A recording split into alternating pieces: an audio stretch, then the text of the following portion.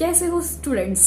आशा करती हूँ स्वस्थ हो, मस्त हो, जबरदस्त हो और उससे भी ज्यादा अच्छी पढ़ाई कर रहे होंगे। पिछली वीडियो में बड़े भाई साहब के चैप्टर को हम लोगों ने बहुत अच्छे से पढ़ा, बहुत अच्छे से सविस्तार व्याख्या हुई, उसके एक एक चीज को, भाव को समझा। अब आज बारी है हमारे क्वेश्चन आंसर करने की, क्योंकि बच्चों अगर हम क्वेश्चन आंसर को ठीक से नहीं समझेंगे तो अपने आने वाले एग्जाम में हम उसका आंसर ठीक से या सही राह पर नहीं लिख पाएंगे। हम हमेशा देखते हैं कि बोर्ड के एग्जाम में, और पिछले बार भी ऐसा क्वेश्चंस आए थे जिसमें क्वेश्चन आपके अभ्यास पुस्तक से ना आकर इनसाइड आए थे।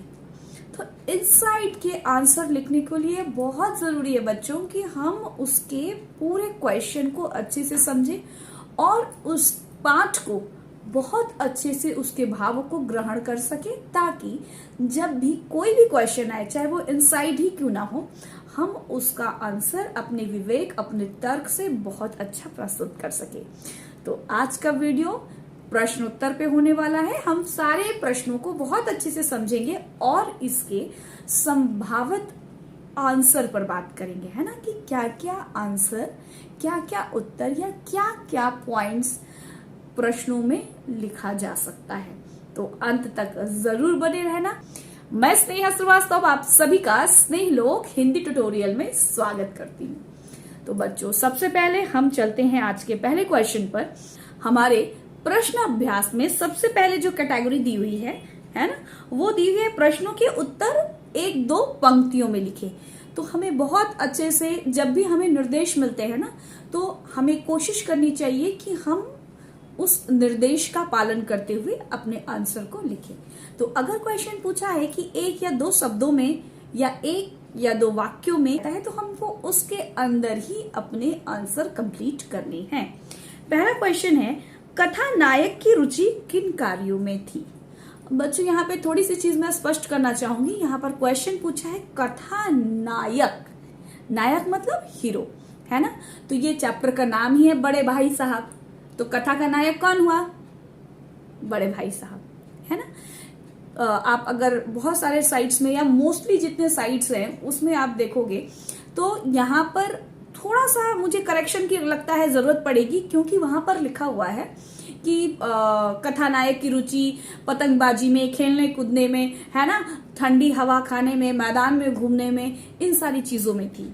लेकिन यहाँ पर क्वेश्चन पूछा गया है नायक, नायक अर्थात हीरो। तो ये पूरा चैप्टर किस पर है? बड़े भाई साहब पर। तो यहाँ पर क्वेश्चन पूछा गया है कि नायक की रुचि किन कार्यों में थी, अर्थात बड़े भाई साहब का इंटरेस्ट, बड़े भाई साहब की रुचि किन चीजों में थी। तो सिंपली जो कथा नायक थे उनकी रुचि किन चीजों में थी? चित्रकला में थी। कई बार वो कॉपी के हाशियों पर क्या करते थे, कुत्ते की, बिल्लियों की चित्र बनाया करते थे, है ना। कई बार वो एक शब्द को या वाक्यों को अनेक बार लिख डालते या टूटी फूटी शायरी भी किया करते थे। ठीक है। दूसरा क्वेश्चन है, बड़े भाई साहब छोटे भाई से हर समय पहला सवाल क्या पूछते थे? ये सब तो मुझे लगता है आपको बहुत अच्छे से पता होगा, ये याद होगा, है ना। कहाँ थे? ठीक है। तो बड़े भाई साहब छोटे भाई साहब से हर समय पहला सवाल यही पूछते थे कि कहाँ थे। नेक्स्ट क्वेश्चन, दूसरी बार पास होने पर छोटे भाई के व्यवहार में क्या परिवर्तन आया? तो दूसरी बार पास होने पर छोटे भाई साहब के अंदर क्या आ गया? एक घमंड आ गया, गर्व आ गया, क्योंकि इस बार भी वो बहुत अच्छे अंकों के साथ अपने क्लास में उत्तीर्ण हुआ था, मतलब पास हुआ था। ठीक है। बड़े भाई साहब छोटे भाई से उम्र में कितने बड़े थे और वे कौन सी कक्षा में पढ़ते थे? तो बड़े भाई साहब छोटे भाई साहब से 5 वर्ष बड़े थे, है ना, और वह 9वीं कक्षा अर्थात 9 क्लास में पढ़ते थे। बड़े भाई साहब दिमाग को आराम देने के लिए क्या करते थे? तो बड़े भाई साहब दिमाग को आराम देने के लिए कई कार्य किया करते थे, जैसे कि किताब या कॉपी के हाशिए पर, मतलब जो मार्जिन होता है ना, जब हम लिखते हैं कॉपी में हमेशा एक देखना मार्जिन लगा रहता है, खींचा हुआ रहता है, तो उस हाशिए पे वो क्या करते थे, कभी बिल्ली के, कभी कुत्ते के चित्र बनाया करते थे, है ना, चिड़ियों के चित्र बनाया करते थे। कभी कभी वो एक वाक्य को अनेक बार लिखते थे और कभी कभी टूटी फूटी शायरी कर लिया करते थे, या तुकांत भी आप लिख सकते हैं, मतलब जिसमें लय नहीं होता है ना। तो ये सारे कार्य बड़े भाई साहब किया करते थे। नेक्स्ट प्रश्नों के उत्तर 25 से 30 शब्दों में लिखिए। अर्थात यहाँ फिर से निर्देश है कि हमारा जो आंसर है 25 to 30 वर्ड्स में ही होना चाहिए। तो हमें कोशिश करना है कि हमें अपना आंसर उतने के अंदर ही हम रखें। छोटे भाई ने अपनी पढ़ाई का टाइम टेबल बनाते समय क्या सोचा और फिर उसका पालन क्यों नहीं कर पाया? तो जब छोटा भाई ने यह टाइम टेबल बनाया था तो उसने सोचा था कि वह अब इसमें अमल करेगा और अपने भैया को डांटने का एक भी मौका नहीं देगा। अब से वह अपना पूरा ध्यान पढ़ाई में ही लगाएगा। ठीक है। और नेक्स्ट क्वेश्चन पूछ रहा है, मतलब उसमें ही लगा हुआ, जब भी और देता है ना, मतलब एक क्वेश्चन में 2 क्वेश्चन पूछा गया है, तो आपको क्या करना है, अगर और लगा दिया है तो आप पैरावाइज भी कर 2 क्वेश्चन के आंसर लिख सकते हैं। मतलब जो पहला पार्ट था उसमें आपने लिख दिया कि छोटा भाई जो है वो टाइम टेबल बनाते समय क्या सोचता था, एंड नेक्स्ट जब और दिया हुआ है, मतलब नेक्स्ट क्वेश्चन के आंसर को आप जब लिख रहे हैं तो आप क्या करेंगे, फिर उसका पैरा चेंज करके अपना आंसर शुरू करेंगे। क्वेश्चन क्या है, और फिर उसका पालन क्यों नहीं कर पाया? अपने चंचल स्वभाव तथा खेल कूद में अधिक ध्यान होने के कारण लेखक उस टाइम टेबल का पालन नहीं कर पाया। ठीक है। नेक्स्ट क्वेश्चन, एक दिन जब गुल्ली डंडा खेलने के बाद छोटा भाई बड़े भाई साहब के सामने पहुंचा तो उसकी क्या प्रतिक्रिया हुई, है ना। तो जब गुल्ली डंडा खेलने के बाद छोटा भाई बड़े भाई साहब के सामने पहुंचा तो उसकी क्या दशा हुई, वो बहुत डर सा गया या घबरा सा गया, है ना। और उन बड़े भाई साहब को देखते ही उसके चेहरे पर हवाइयां उड़ने लगी, है ना, क्योंकि अब उसे समझ में आ गया था कि अब बड़े भाई साहब की लताड़ से या बड़े भाई साहब की डांट से उसे कोई नहीं बचा सकता। क्लियर। चलो, बड़े भाई साहब को अपने मन की इच्छाएं क्यों दबानी पड़ती थी? तो बड़े भाई साहब तो भाई बड़े भाई साहब थे, है ना। तो बड़े भाई साहब अपने मन की बात को या अपनी इच्छाओं को इसलिए दबाते थे क्योंकि उनका ऐसा मानना था कि अगर वो बेराह हो जाएंगे तो लेखक को राह पर कैसे लेकर आएंगे या लेखक सही राह पर कैसे चलेंगे, क्योंकि बड़े भाई साहब के ऊपर छोटे भाई साहब को अर्थात लेखक को सही मार्ग में ले जाने का दायित्व उनके कंधों पर था, है ना। परिवार वालों ने भी लेखक की जिम्मेदारी बड़े भाई साहब को दी थी, जिसका निर्वहन करना या जिसका पालन करना बड़े भाई साहब अपनी जिम्मेदारी मानते थे या अपना कर्तव्य मानते थे। क्लियर। ये जो मैं सारी चीजों को बोल रही हूँ, आंसर को बोल रही हूँ, ये सारे संभावित आंसर हैं, है ना। ये सारे पॉइंट्स आप अपने आंसर में इंक्लूड कर सकते हैं। क्लियर।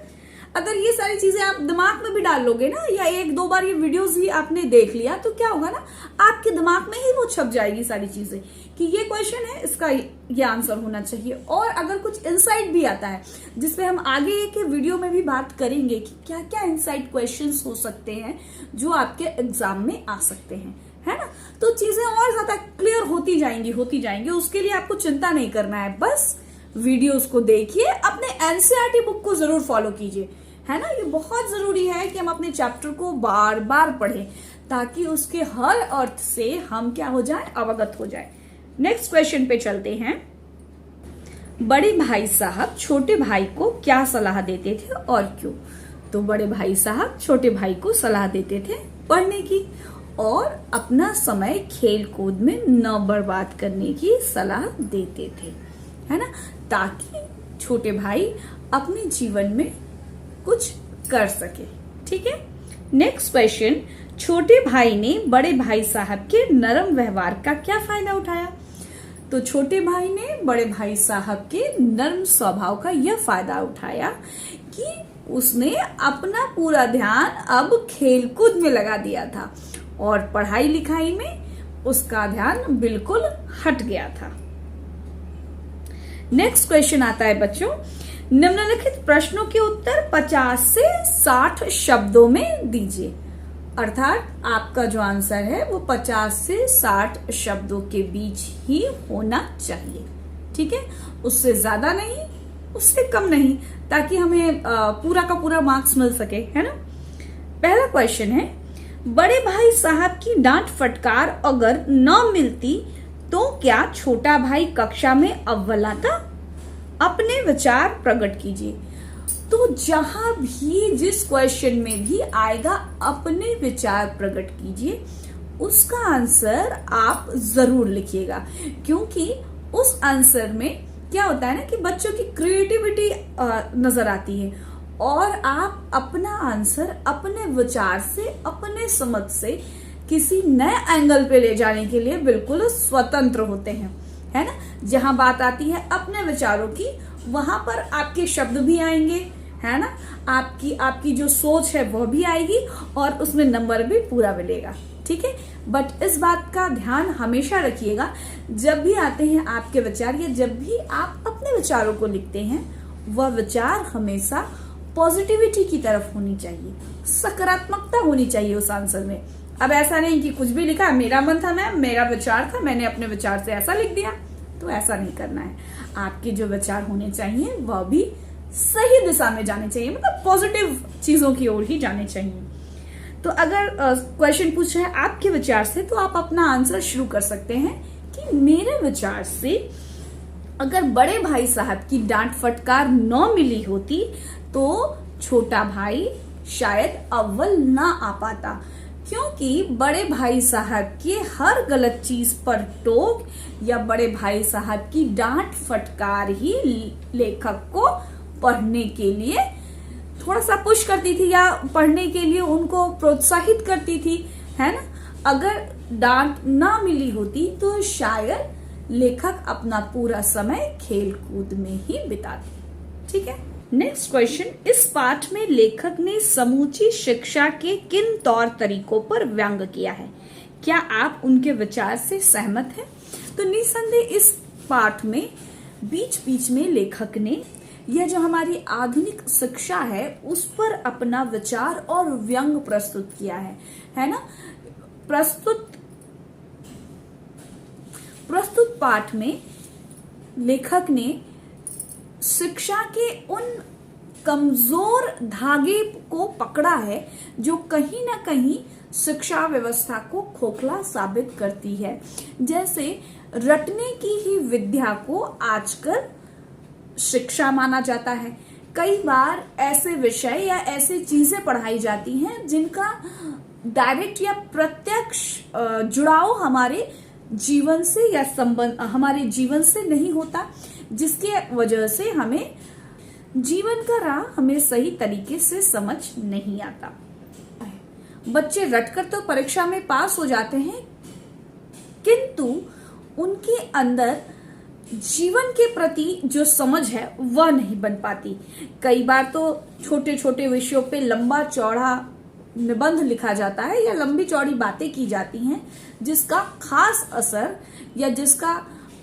खास असर हमारी पढ़ाई पर नहीं होता।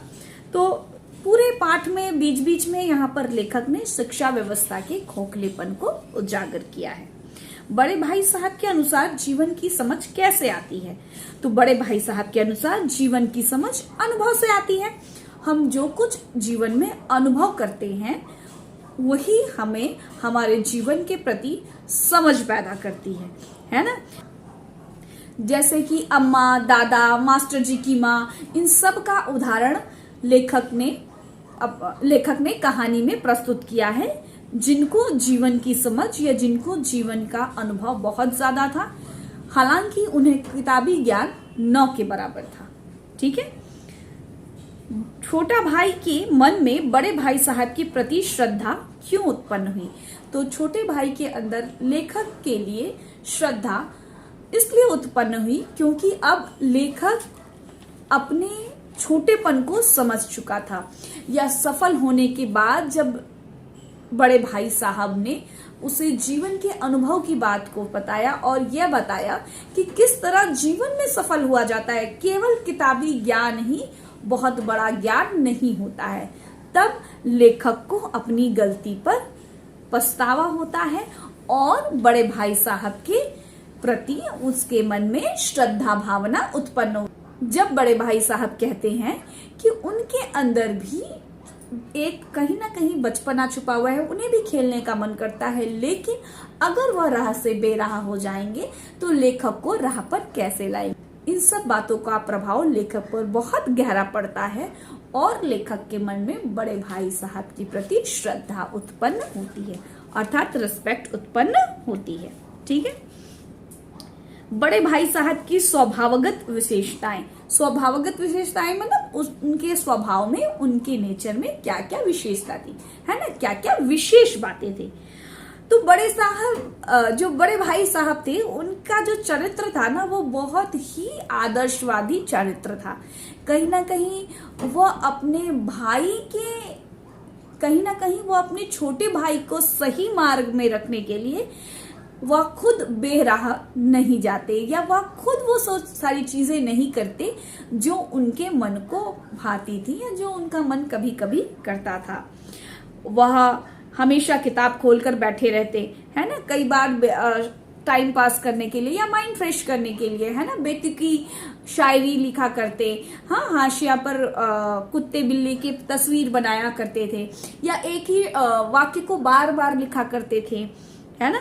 लेकिन उनके अंदर भी क्या थी, उनके अंदर भी कहीं ना कहीं बचपना था, जिसे वह अपने बड़े होने के कारण अपने बचपने को उन्होंने अपने हृदय के किसी एक कोने में दबा कर रखा था।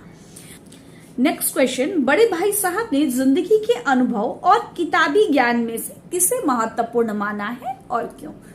तो बड़े भाई साहब ने जिंदगी के अनुभव और किताबी ज्ञान में से डेफिनेटली जिंदगी के अनुभव को महत्वपूर्ण माना है, क्योंकि उनके अनुसार किताबी ज्ञान केवल मात्र रट्टे लगाने से आता है, या किताबी ज्ञान जीवन के राह में आगे बढ़ने के लिए हमें कार्य में नहीं आता, या हमें सही मार्ग पर हमारा जो जीवन का अनुभव है वही हमें ले जाता है, या वही हमें सफलता की सीढ़ियां पहुंचाता है। अगर व्यक्ति के अंदर अनुभव ना हो या जीवन जीने की समझ ना हो, तो वह व्यक्ति अपने जीवन में कठिनाई का उसको ज्यादा सामना करना पड़ता है, ऐसे व्यक्ति को, है ना। तो जीवन की सही समझ जो होती है वो किताबी ज्ञान से नहीं, अनुभव से होती है। इस बात को प्रमाणित करने के लिए बड़े भाई साहब ने हेडमास्टर साहब की माँ, है ना, दादा, माँ, इन सब के उदाहरण से उन्होंने अपनी बात को बहुत ही मजबूती के साथ हमारे सामने प्रस्तुत किया है। ठीक है। निम्नलिखित के आशय स्पष्ट कीजिए, मतलब आपको निम्नलिखित वाक्य के अर्थ को और अच्छे से समझाकर लिखना है कि अमुक वाक्य में लेखक क्या कहना चाहता है, उसको आपको अपने शब्दों में खूबसूरती के साथ स्पष्ट करके लिखना है। ठीक है, ये बात मेरी ओके। पहला जो आशय स्पष्ट करने को दिया है, पहला क्वेश्चन है, इम्तिहान पास कर लेना कोई चीज नहीं, असल चीज है बुद्धि का विकास। तो इस पंक्ति में लेखक ने बहुत खूबसूरती के साथ शिक्षा व्यवस्था के बात को हमारे सामने रखा है कि किस तरह आज के जो लोग हैं या आज के जो विद्यार्थी हैं वो सिर्फ रटने को ही विद्या मानते हैं। ऐसी बात नहीं है, है ना। रट कर पास कर लेना तो बहुत बड़ी बात नहीं होती, या इम्तिहान पास करना बहुत बड़ी बात नहीं होती, क्योंकि इसे रट कर भी पास किया जा सकता है। असल बात होती है बुद्धि के विकास का। ठीक है, यहाँ पर समझ की बात कर रहे हैं, है ना, कि असल चीज तो बुद्धि का विकास और ज्ञान प्राप्त करना है। मतलब आप चीजों को कितने अच्छे से समझ पा रहे हैं, है ना, उसको अपनी लाइफ में किस तरह से आप उसको अच्छे से ढाल पा रहे हैं। लाइक बड़े भाई साहब पढ़ना, उसके क्वेश्चन आंसर याद करना तो बहुत एक अलग सी चीज है। लाइक आपने रटकर उसके आंसर्स को याद कर लिया, ठीक है, लेकिन बड़े भाई साहब को पढ़कर उसके बात को समझना, है ना, उस चीज को, उस संदेश को समझना जिसको लेखक हमको समझाना चाहते हैं, है ना, कि सिर्फ चीजों को लर्न कर लेना वर्ड टू वर्ड, ये शिक्षा नहीं होती। आप उसके अंदर के मर्म को समझे, है ना। अर्थात खेलकूद तो सब जरूरी है ही, हमारा शारीरिक विकास तो बहुत जरूरी है, लेकिन उसके साथ साथ मानसिक विकास भी कितनी जरूरत है ना। और शारीरिक और मानसिक विकास के साथ साथ जीवन के अनुभव को समझना कि क्यों बड़े भाई साहब ये क्यों बड़े हमको बार बार डांटते हैं, क्यों नॉक करते हैं, क्यों कहते हैं बार बार हर एक लाइक स्टेप पर ये ऐसे मत करो, वो वैसे मत करो। कई बार हम सुन के झल्ला जाते हैं ना कि बहुत डांट मिल रही है, बहुत मतलब हमें सुनने को मिलता है, यार क्लास 10 नहीं कौन सा बड़ा हुआ हो गया, क्यों मम्मा पापा इतना पीछे पड़े रहते हैं, क्यों टीचर्स इतना बोलते हैं। टीचर्स बोलते हैं इसलिए क्योंकि क्लास 10 एक बार ही आता है एंड पूरे लाइफ टाइम आपका जो वो रिजल्ट है वह कोई बदल नहीं सकता, और उसका कितना इंपॉर्टेंट है। लाइक 10 के बाद जो आप स्ट्रीम चूज करेंगे या 10 तक की जो एक समझ बनती है ना, क्योंकि अगर 10 में आपकी वो समझ बढ़ गई तो आगे लाइफ में भी आप अच्छा करोगे, है ना, क्योंकि आप समझ चुके हो कि आपको किस लाइन पे जाना है, किस ट्रैक पर चलना है ना। तो पाठ के इस अर्थ को हम लोगों ने समझा। लाइक और एक है कि क्वेश्चन आंसर बस पढ़ लिया, लर्न कर लिया, एग्जाम में अच्छे नंबर आ गए तो आपने क्या ही सीखा, है ना। एंड फिर आप वही पढ़ाई लिखाई में थोड़ा ध्यान कम दे रहे हो और आपका ध्यान खेलकूद में और इधर उधर की बातों में ज्यादा जा रहा है, तो फिर आपने क्या सीखा, है ना। तो असली बात क्या होती है, बुद्धि के विकास का, ज्ञान का, है ना, क्योंकि बिना ज्ञान की बुद्धि का विकास नहीं हो सकता। भले ही वो कितने भी इम्तिहान पास कर ले, वास्तव में तो ज्ञान अनुभव से ही सार्थक जीवन हमें प्राप्त हो सकता है। क्लियर। फिर भी जैसे मौत और विपत्ति के बीच भी आदमी मोह और माया के बंधन में जकड़ा रहता है, मैं फटकार और घुड़कियां खाकर भी खेलकूद का तिरस्कार न कर सकता था। प्रस्तुत पंक्तियों से हमें क्या समझ में आ रहा है कि लेखक खेलकूद और मटर गश्ती से बहुत प्रेम करते थे। मतलब उनका खेलकूद में ध्यान बहुत ज्यादा था। बड़े भाई साहब इसके लिए काफी उनको डांट फटकार भी बड़े भाई साहब से मिलती थी, लताड़ भी मिलती थी, है ना, कई बार तो घंटों लेक्चर भैया के मिलते थे। लेकिन इन सब चीजों को सुनने के बाद भी लेखक खेलकूद का तिरस्कार, मतलब खेलकूद को वो छोड़ नहीं सकते थे, है ना। जिस प्रकार क्या होता है, विभिन्न परेशानियों में फंसकर भी, लाइक हमारे लाइफ में बहुत सारे प्रॉब्लम्स होती हैं, टेंशन होती है ना, लेकिन इन क्या प्रॉब्लम और टेंशन की वजह से हम जीना छोड़ देते हैं? नहीं ना, बहुत सारी चीजों का हमें मोह माया होता है ना। अच्छा खाना, अच्छा सोना, अच्छे से चीजों को घूमना फिरना, तो ये जो सारी मोह माया की चीजें हैं, है ना, इससे और रुपए पैसे, है ना, बहुत बड़ा मोह माया होता है।